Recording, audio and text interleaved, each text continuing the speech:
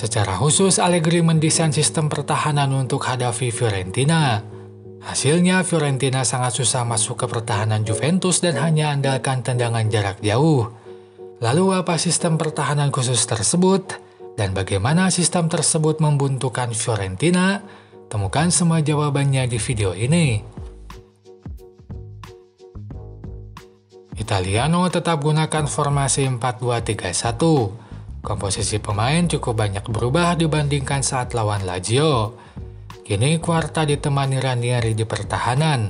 Arthur diduetkan dengan Mardagora di tengah, sementara sayap kiri diisi Kouame. Tapi yang paling mengejutkan saat Bonaventura dicadangkan dan posisinya diisi oleh Barak. Yang patut diingat adalah posisi Parisi dan Nicolas Gonzalez karena akan dibahas lebih lanjut nanti.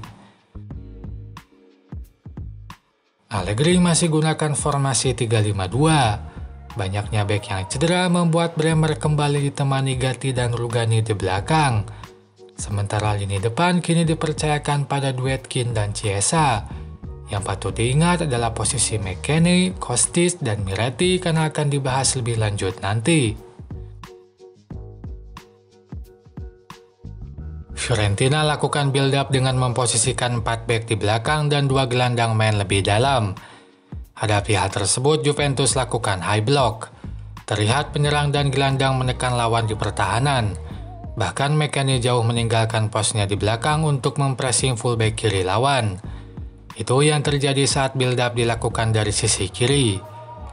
Nah, yang unik saat build-up dilakukan dari sisi kanan. Di sisi ini justru yang mempressing fullback bukan wingback seperti di kiri.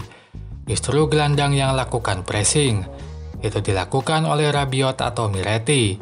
Keduanya bergantian menekan fullback kanan lawan. Pola ini berbeda dari biasanya sebab sebelumnya wingback kanan atau kiri Juventus akan maju mempressing saat lawan lakukan build-up. Lalu kemana Kostic? Mengapa ia tidak menekan lawan seperti McKennie?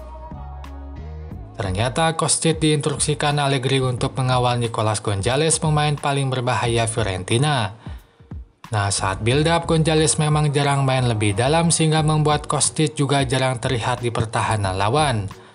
Tapi saat Gonzalez main lebih ke belakang akan terlihat Kostic menjaganya. Itu seperti pada cuplikan ini. Miretti mempressing fullback lawan sementara Kostic menjaga Gonzalez yang main lebih dalam.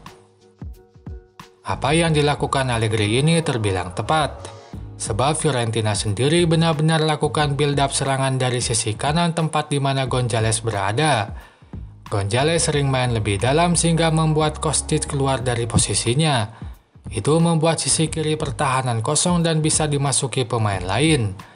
Untung Miretti rutin mengcover sisi tersebut sehingga hampir tak ada kesempatan bagi lawan memanfaatkan sisi kosong tersebut.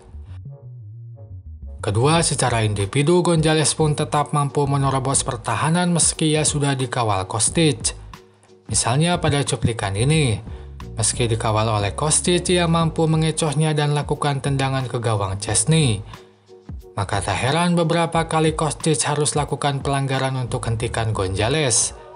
Misalnya pada cuplikan ini, mampu dilewati Gonzalez, Kostic pun menjatuhkannya di depan sisi kotak penalti.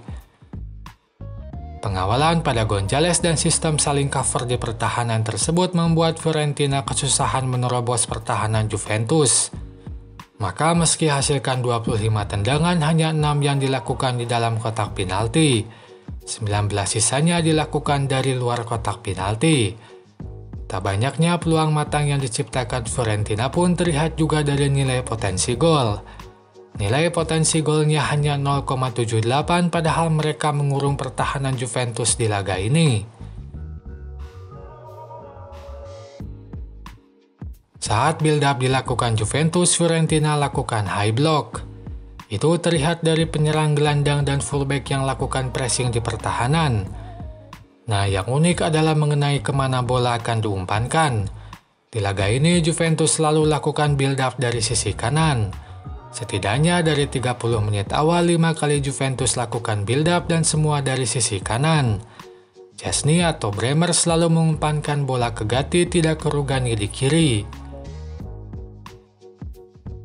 Ini mungkin dilakukan karena Allegri lebih yakin dengan kemampuan build up pemain di kanan. Kemampuan passing dan ketenangan pemain di kanan lebih baik sehingga build up sangat dominan dilakukan dari sisi tersebut. Itu pun tampak di gol Juventus. Awalnya Rugani menerima bola dari Bremer.